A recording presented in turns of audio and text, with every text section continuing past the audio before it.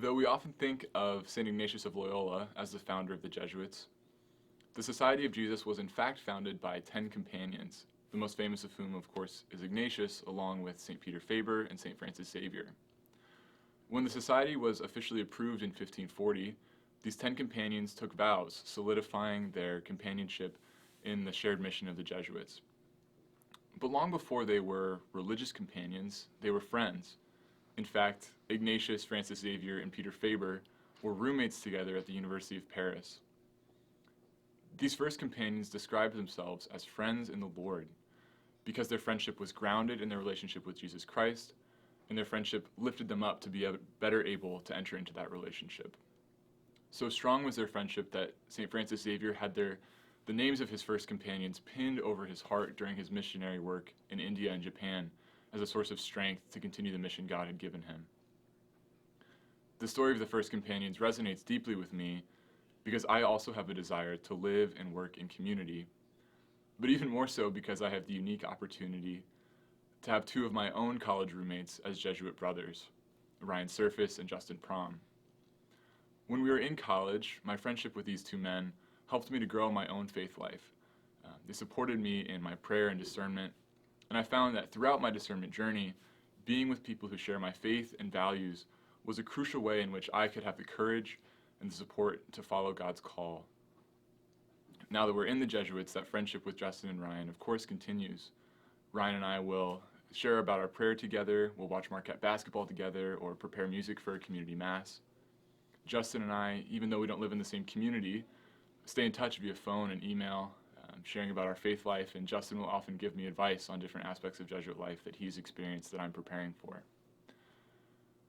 Like the first companions, Jesuits today come from all different walks of life. They're not all Marquette University graduates. But we're all united by this call to know, follow, and love Jesus Christ.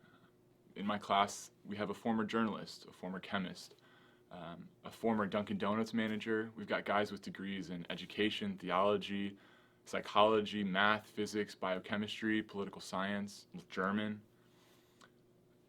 But despite these differences, really we're able to delve into a friendship because all of our lives are grounded in that relationship with Jesus Christ. The book of Proverbs says, "Iron is sharpened by iron, one person sharpens another." In the Jesuits, we often say that even though we're formed by those who teach us, as peers, we form one another. This happens in a variety of ways, and I'll share some examples. I have one brother who is deeply committed to the vow of poverty and the simplicity and care of our common home that go along with that. He's taught me how to garden, and he invites me to live in a more simple way by things like giving up meat or by learning how to mend my own clothes instead of buying new ones.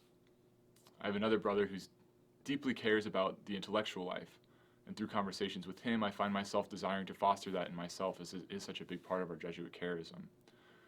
With his support, we formed a book club among my class to stay in touch through that intellectual lens, even while we're in separate cities throughout the country. And every one of my brothers has helped me to grow in my prayer life.